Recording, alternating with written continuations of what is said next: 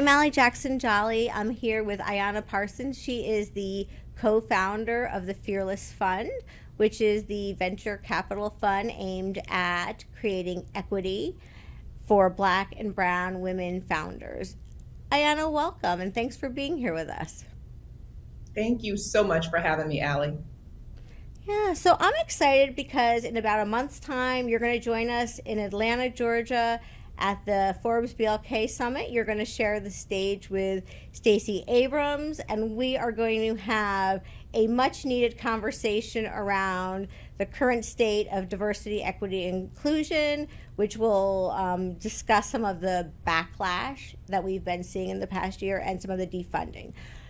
But before we get into that, I want to talk to you a bit about your career path and how you landed in this, very storied Fearless Fund. So I took a look at your resume. Earlier in your career, you were in marketing. Then you worked for some of the largest branding companies, including Procter & Gamble and Kimberly-Clark. You led a team for the World Economic Forum. You and your husband, Evie, launched a consulting management firm called Yardstick, and that was all before 2019 when you launched the Fearless Fund. So tell me, are all these different career points as disparate as they seem, or were you always kind of headed towards venture capital and equity? Yeah, I think it's a great question, Ali. And what I would tell you is I was always headed towards equity and inclusion. And the way that I have achieved that throughout my career has looked very different. It's been corporate America, it's been entrepreneurship. You see it manifest in venture capital, you see it manifest in leadership consulting and management consulting, but equity and inclusion has always been the goal. In fact, coming out of business school at Florida A&M University, I was bright-eyed and bushy-tailed, and my ultimate goal was to be a CEO of a major company. I wanted to go sort of top 500. And throughout my career, you see that I worked for lots of big companies, and I worked in marketing, as you mentioned, and strategy, sales, general management, all of these different functions so that I could ultimately run businesses and run P&Ls. And it wasn't until I sort of got off of that track, if you will, very unexpectedly when I was recruited by the World Economic Forum.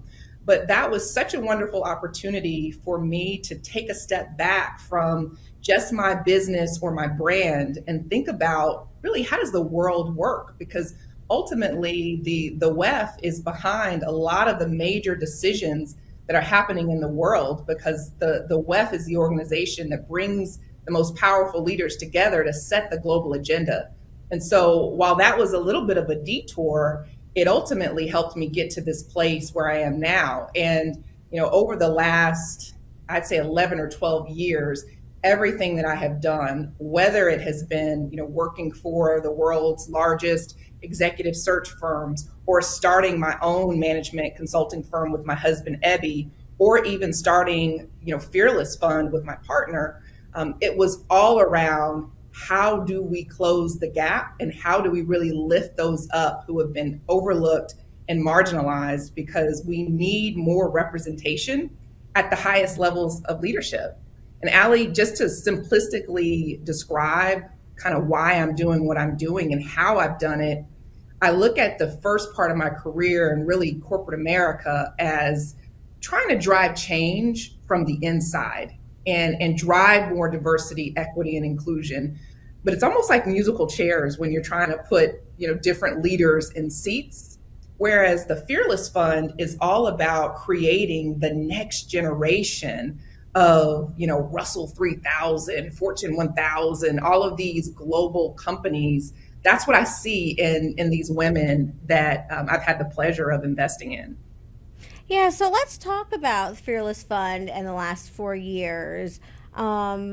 Anybody who follows venture capital and knows anything about the Black female founders trying to get their piece of the pie knows that it is abysmally small.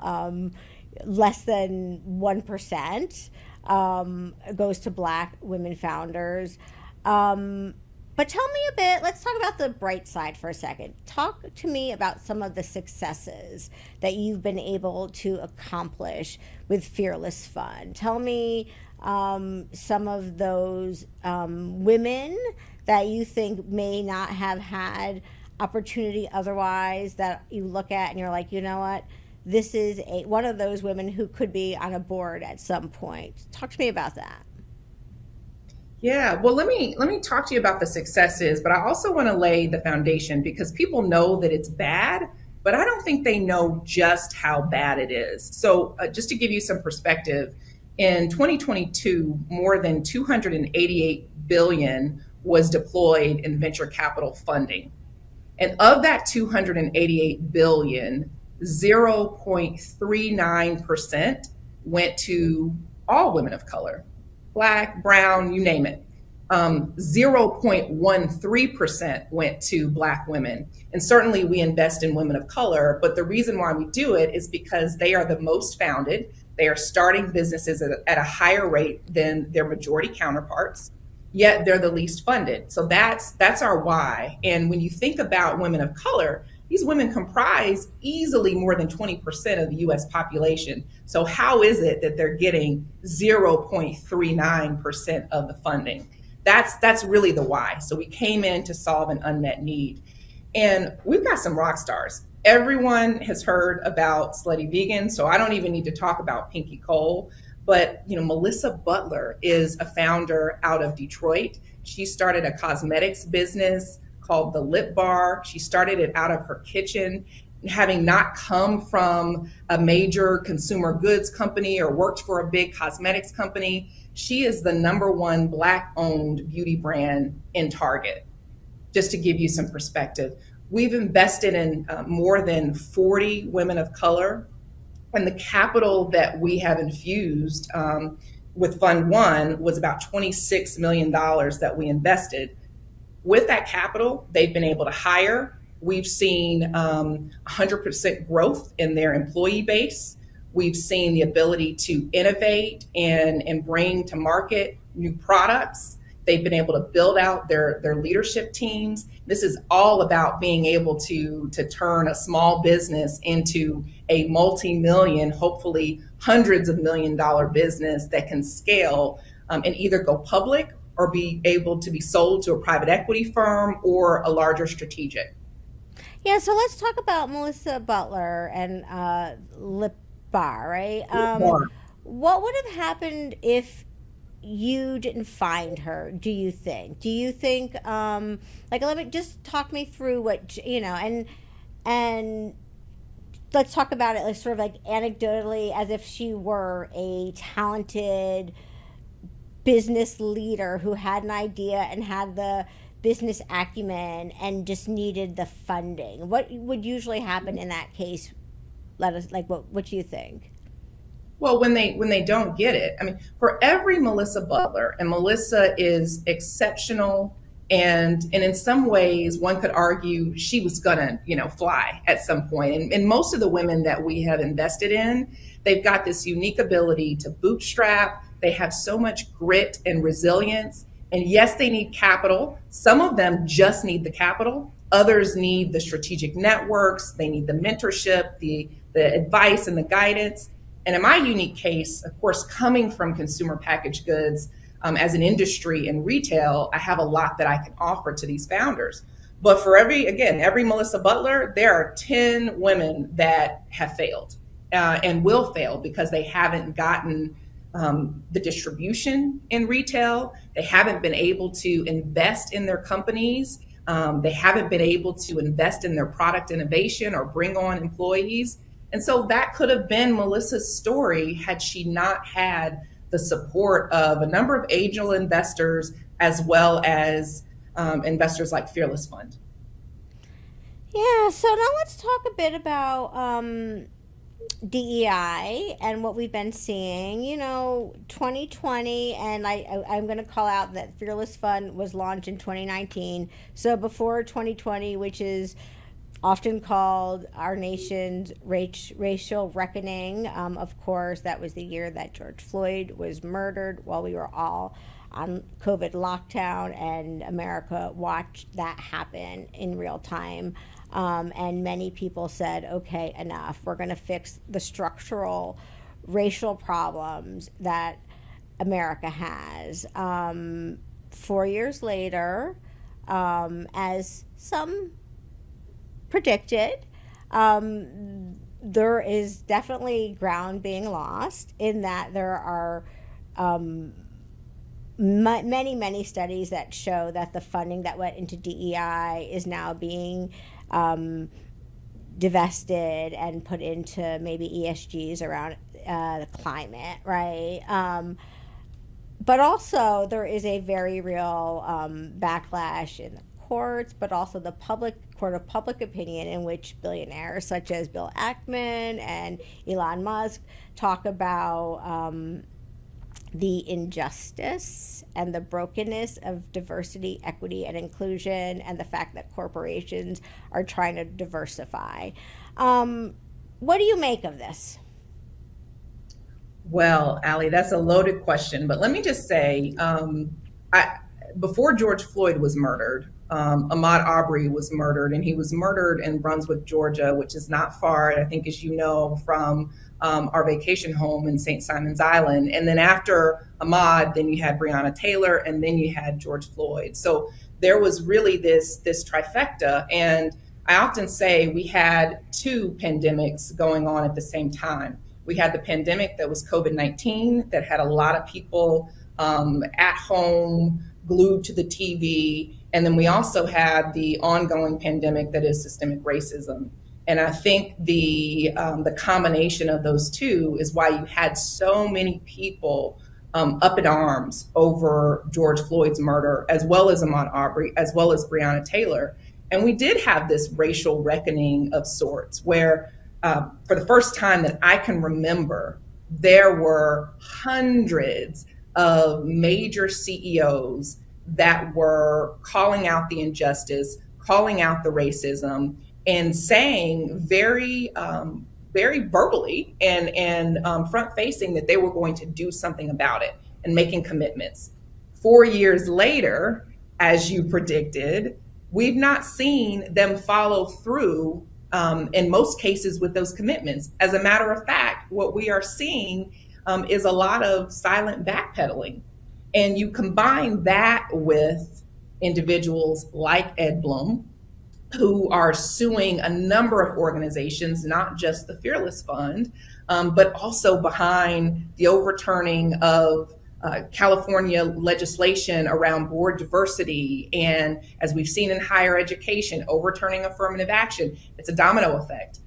There were letters sent to major corporations from, I think, 50 different attorneys generals around DEI and cutting back on DEI. And so it is a very thoughtful and planned attack on DEI, and it's become weaponized. And what I would say to you, Ali, and this is why we need to be doubling down more than ever on driving more equity and driving a more inclusive business landscape and really world, is because the latest estimates are that by 2044, Black and brown people will be the majority in the United States of America.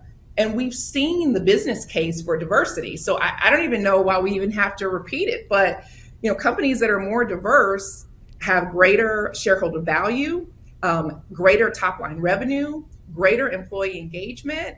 And when the majority of those employees are going to be Black and brown people, how is it that we wouldn't follow suit with better representation at the highest levels of leadership in these organizations? The other thing that I will just say, and this will sort of lead into what I'm laser focused on right now, is that I truly believe that in order for us to be free, you need financial freedom and the ability to close the wealth gap, whether it's the racial wealth gap, the gender wealth gap, the list goes on. You need money, and a lot of money, and that money will help us solve for all of these disparities. these disparities in healthcare, these disparities in education, these disparities in access, these disparities in venture capital, you name it, you literally need money and lots of it for us to be able to do it. So that's where my head is at. Yeah, and so it's a perfect segue for me. I want to know again, I look at this sort of storied career that you've built up into now. I suspect that you're not slowing down. So, what's next for you? What do you truly think is amongst this environment that we just talked about? What's next for Ayana Parsons? Yeah, well, there's this notion of, from fearless to freedom is really what's next. For me, freedom has always not only been the goal, but that's always what I have embodied. And I often like to say when I think about my career, I never wanted to be a caged bird. The caged bird just wants to be free. And so that's why you see me make so many different moves and sort of put my stamp on different industries, different businesses, different geographies. I mean, I've had a very global career as well. And so in this next chapter, I believe that to whom much is given, much is required.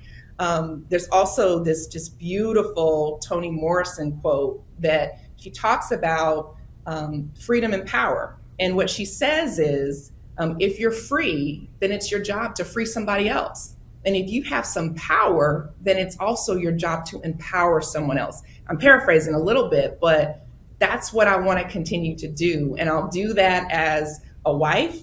I will do that as a mother of two young daughters. They're 5 and 12. And so we talk a lot about freedom in our household and empowerment. I'll do that through, my faith. I'll do that, with family and friends. I will certainly continue to do that through business and as an investor. But for this next chapter, it's not going to be the traditional sort of corporate method that I've used in the past. It's also not going to be running the day-to-day operations of Fearless Fund. But I am truly going to focus on those projects that help drive more financial freedom at scale so that more people can experience what I've experienced, which is ultimately living and embodying this American dream that so many people aspire to. Yeah, and so tell me so from fearless to freedom, I like that. And you say it's going to be at the Fearless Fund, but also initiatives elsewhere. Can you give us a hint where that elsewhere may be? Are you launching something new? Is there something that you can share with us? Absolutely. So I'm doing a lot more public speaking. My husband, Ebby, and I are currently writing our first book. And it will be a memoir because it's important for us to not only tell our story, but also offer some inspiration and not necessarily a playbook, but helping people understand what is possible and how we achieved the sort of impossible, if you will. So I'm very excited about that. I'm going to continue to write. I love business. I love leadership. I love teaching. And I think being able to write and speak can help drive so much change. So I'll be doing a lot more of that. And of course, I'll continue to consult with a number of businesses because that brings me a lot of joy to help leaders and organizations reach their full potential. Yeah, well, we are out of time, but speaking of public speaking, we're really looking forward to seeing you in Atlanta on June 24th at the Forbes BLK Summit, talking about a lot of the same stuff we just spoke about, but doing it a little bit deeper along with Stacey Abrams. So thanks so much for being here, and I can't wait to see you in Atlanta in June. Thank you so much, Ali. I'm looking forward to it.